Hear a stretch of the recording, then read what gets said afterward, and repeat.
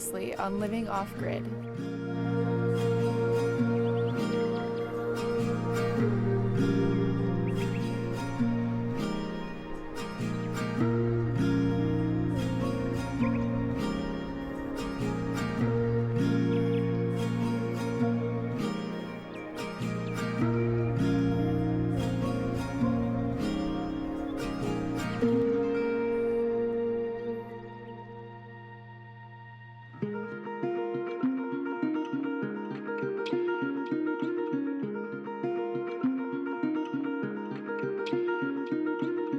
I don't know where we are traveling. I don't know where we are traveling.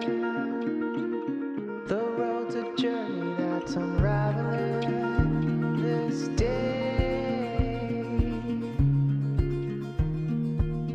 I don't. So, Jake and I slept in our yurt for the first time 2 nights ago or 1 night ago.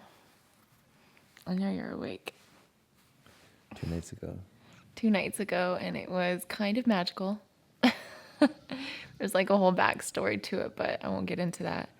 We ended up coming into the yurt at like 1 o'clock in the morning. It was quite interesting and quite the adventure. But right when we stepped in, it was like a whole shift changed. I don't know. Do you like sleeping in here? Yeah, of course. Even though it's not finished and we don't have a floor, and It's very fresh looking and very clean, and it looks like sacred geometry with all the shapes and the circles, and the temperature is just perfect. The temperature is amazing. yeah, the temperature is really nice airflow. He hates when I vlog in the morning. You always want to film from the bed. I don't understand. It's like, I haven't done this in a really long time. I just wanted to share with everyone that we slept here in the yurt, and we're going to be vlogging all day today. Today's going to be like a chill, relaxed day because we, are taking a day off. We got the yurt up and just been working our butts off. And so today's just going to be kind of a fun adventure day. really? And we're going to start here in the bedroom. I'm not taking a day off. We're taking a day off. I'm not. I'm going out there to clear space for the washroom and the shower and the deck. Oh, okay. And then I have to get the solar panels set up. Oh, I also want to break for a few hours and finish a mega super movie I'm making about our trip to India for a month and a half that had us hiking through the Himalayas that I'm almost done with. yeah, it was really epic. There's a couple of videos on this channel already of the India hike. I just never finished. So check those out. Those are on the vlog here that Nicole already did, and then I'm kind of putting together all the extra footage and put them all in one place on Vegan Athlete. Yeah. And that reminds me, if you guys are interested in putting together a yurt or how the whole process went, because here on the vlog, I just took certain parts here and there. But on Jake's channel, Vegan Athlete, he shows the whole process, pretty much step by step of how we put the yurt up into more detail. So if you want to check that out, some of you guys have already been commenting that we've been showing multiple footage or multiple takes. They're just different perspectives. We have 2 different channels, and obviously we're going to use the same footage, but it's going to be different views, different takes, different voiceovers, different music, and a different spin on a girl's perspective and a guy's perspective. So that's why we're doing that. But definitely check out Jake's channel because he, I think, does a wonderful job putting footage together and making it come alive and telling it from his side of the story. So. But our vlog here that we do together has been killing Vegan Athlete in views. Like killing it. But I don't understand why anybody would complain in the YouTube comments about there being similar footage or similar clips on 2 different YouTube channels.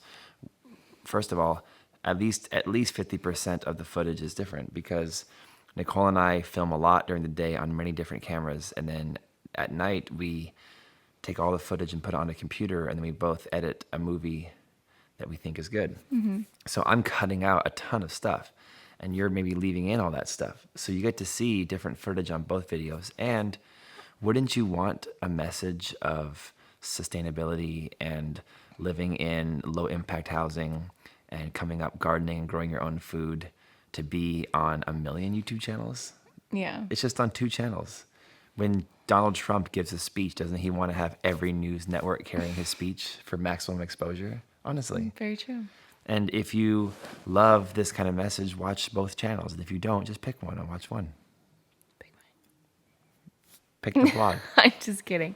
No, they're both really, really great. With that being said, let's get on with today's vlog. It's going to be a good one. We have a lot of stuff planned, both working and just chilling. So let's go. All right, so first order of business is breakfast.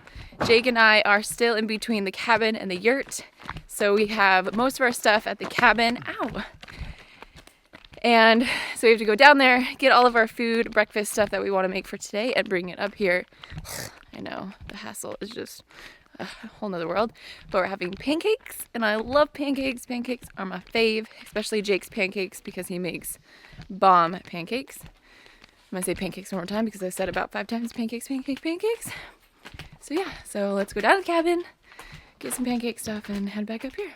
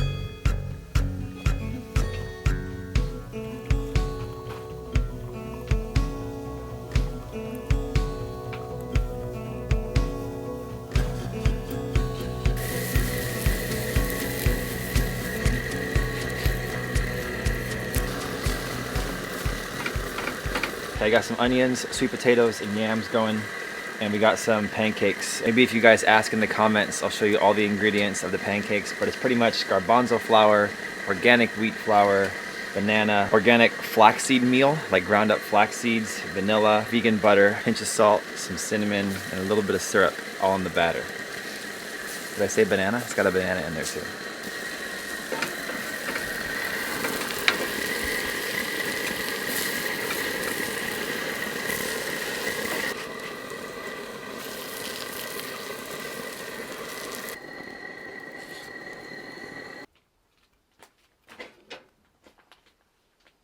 How was breakfast? What do you think? I don't know, I haven't tried it yet. How does it look to you? It looks very good. Yeah, it's excellent. Like we are like master chefs. Master chefs outdoors with propane stove. But this is gonna be definitely the delicious breakfast fuel I need to clear enough space for the restroom that I'm gonna build for you. Yeah. Cool. Okay, I'm gonna try it now. That's great.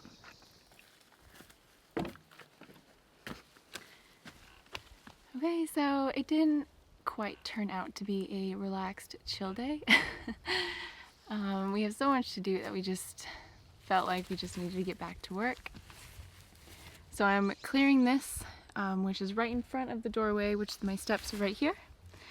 So I'm just going to be clearing as much as I can today because Jake and I want to move our kitchen. So we have the outdoor kitchen that you guys seen earlier. It's over there. It's not like that far of a walk, maybe like a 1-minute walk, but I thought it'd be a really good idea to put it in front of the door so it's easier to go in and out if we want to eat inside the yurt versus over there by the fire pit. So I'm just going to be clearing that, and yeah.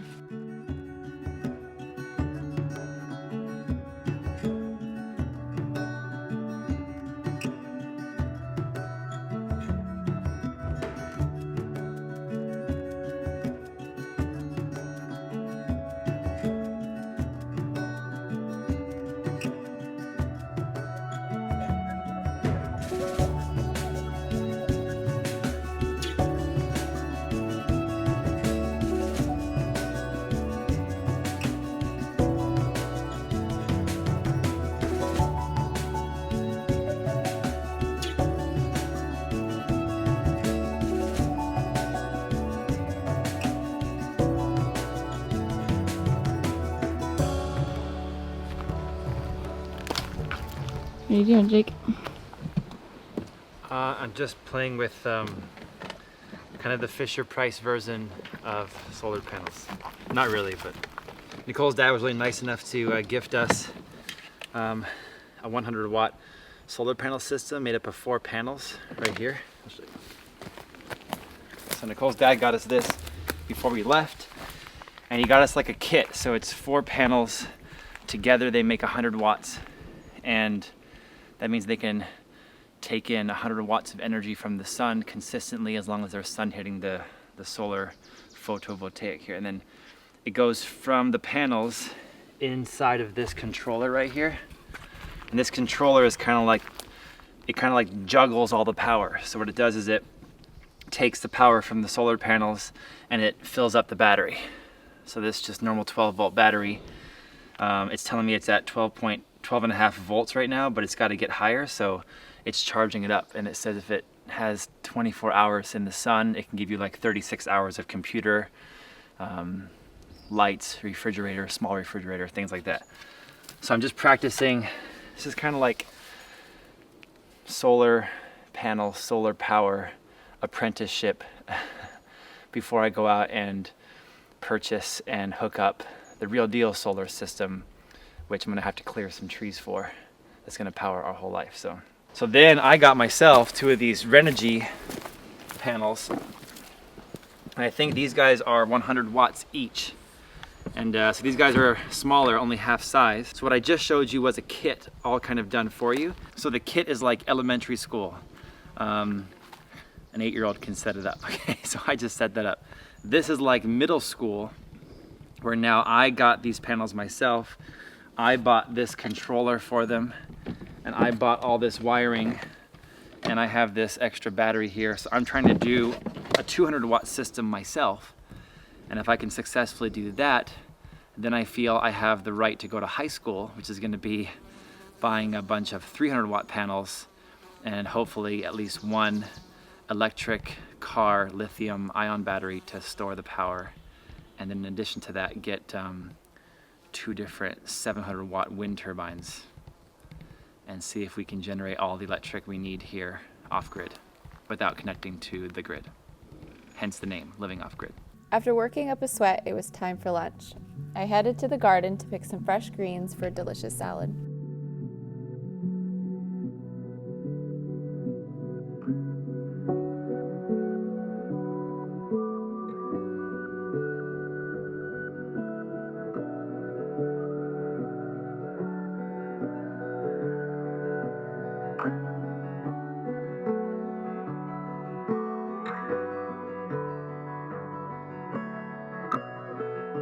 I was taught to do microgreens and sprouts by a Chinese Kung Fu grandmaster.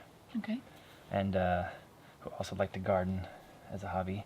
And I've been doing it ever since. So in a situation like this where we don't have a garden here yet, except for our community garden, raised beds, and we want to grow our own salad greens and eat homegrown stuff, microgreens is what everybody should be doing, Yeah. even if they have an apartment.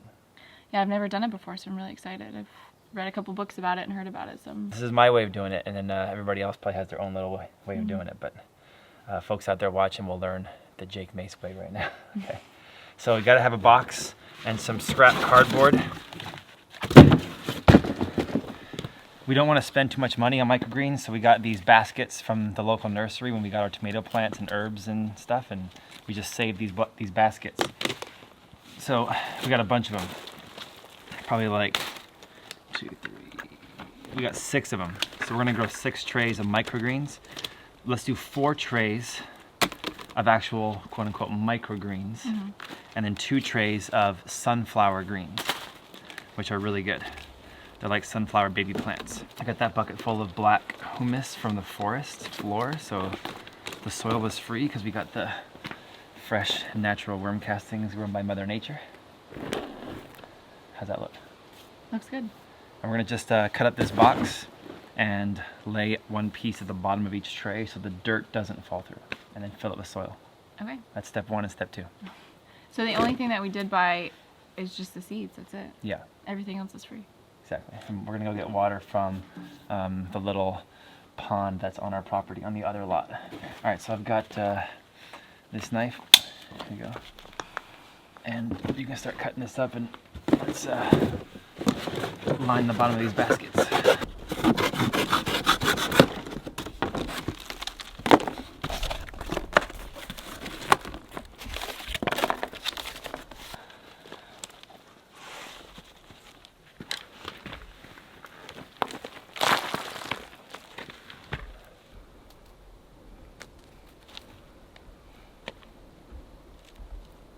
Got a bunch of sunflower seeds here, and I'd recommend going to like an organic store that you have in your area and getting a bunch of organic sunflower seeds. Not roasted, not salted, not cooked, but raw sunflower seeds with the shell on. We couldn't find any of that here, so we had to order these in. But you want to find in bulk raw organic sunflower seeds with the shell on. And why don't you do these ones? So take one of these guys next to the tray closest to you and just sprinkle them and spread them out evenly. It's only going to be enough for one tray of sunflower greens, so let's just use all those in one tray. I went to Baker Creek Seed Company, rareseeds.com, and I got some of these salad green mixes. You can pretty much get any microgreens or salad greens or lettuce or chard or beet, any kind of edible, delicious salad green mix. I'm going to combine these together, and these are going to be my microgreens. Okay, here's the microgreen mix. Maybe, I don't know, 8 to 10 different kinds of lettuce greens. You can always add some beets and chard and even some like kale or broccoli if you want. Then I'm going to just take these guys and sprinkle. I would say you don't want to coat the soil, but you also don't want to have huge gaps. So I'm going to just maybe sprinkle through like 2 times.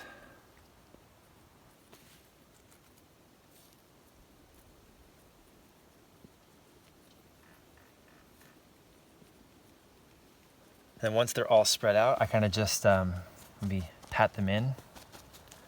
I might just kind of mess them up a little bit just to let them drop barely into the soil. The trick is don't cover them with too much soil. You want to just barely let them nestle themselves into the soil. Since these seeds are only so small, like a millimeter in size, we only want to put them about a millimeter beneath the soil. So possibly, I might just at the end come through with a little bit of just a dusting of soil, but that's it. Okay, we just need that watering can behind you, and I'm going to water them in. There's one more really important step. Folks, don't turn away yet. The final step is the most important step.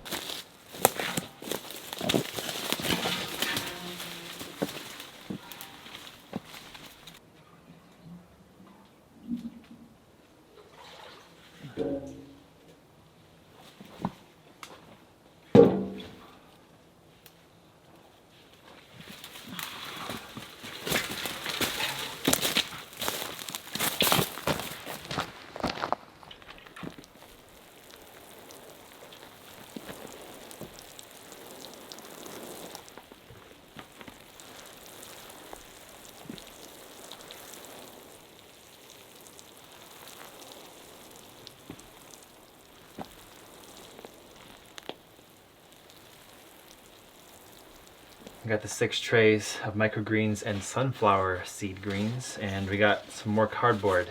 We want to keep these guys in the dark, so you can do this in a kitchen, in an apartment, inside, because it does not need light to grow the microgreens. So we're going to just take the cardboard and cover these guys up.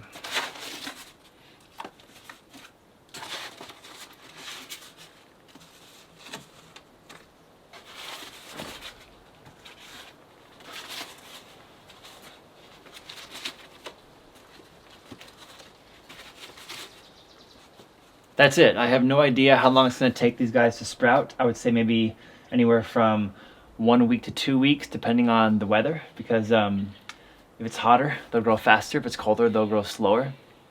I'm going to water these guys about once a day because it's very humid where I'm at. It's like Hawaii type humidity, and I don't need to water them too much. If you were in the desert, maybe Southern California, maybe twice a day. You can even use a little spray bottle and just lift up the cardboard, spray the soil till it's nice and wet, and then put the cardboard back on top. Great for kids because they'll learn how to plant seeds, and that way they can translate the skills they learn with microgreens into the full garden later. Great for adults who have never gardened before because they'll learn how to grow themselves. And if you guys subscribe to my channel here, I will check back with you in a couple weeks and I'll show you the progress and how tall they've grown. The sunflower greens are my fave. We're gonna make some delicious salads and use the nutrients from these microgreens to fuel us with all of our projects coming up here, living off the grid.